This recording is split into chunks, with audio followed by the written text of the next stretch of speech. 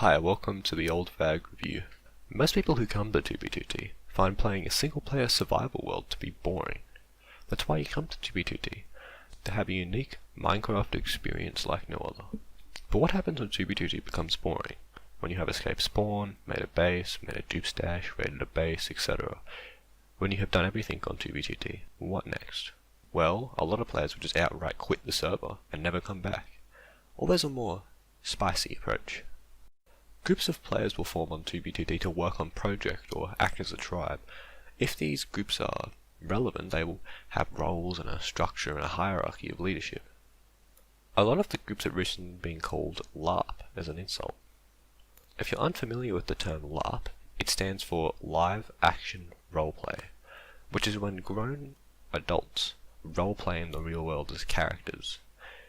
In these real-world LARPs, they usually have a story to follow.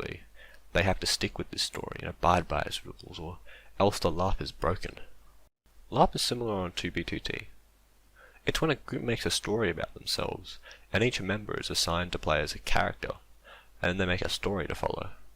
So there's some actual truth behind the LARP insult that trauma fags and trolls use against groups on 2B2T. Yes, some groups on 2B2T do LARP. I would actually say that the majority of groups on 2B2T LARP. Most groups on 2B2T have a story behind their group, like a theme to the group. Most groups have a set of rules about following this story, such as trying to act like the story portrays the group to be. So we get the point. Many groups on 2B2T LARP.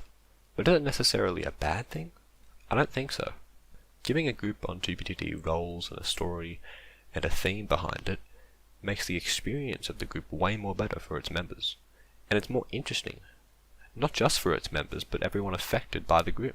Without these so-called LARP groups, I would say that 2B2T would be a pretty boring place. In fact, I would go as far as saying is, without LARP groups on 2B2T, the server would not have survived and would have died out. When you get bored of 2B2T, LARP groups provide a new experience, each one different than the last. On 2B2T you can be a communist, and then next you can be a citizen of a block game government.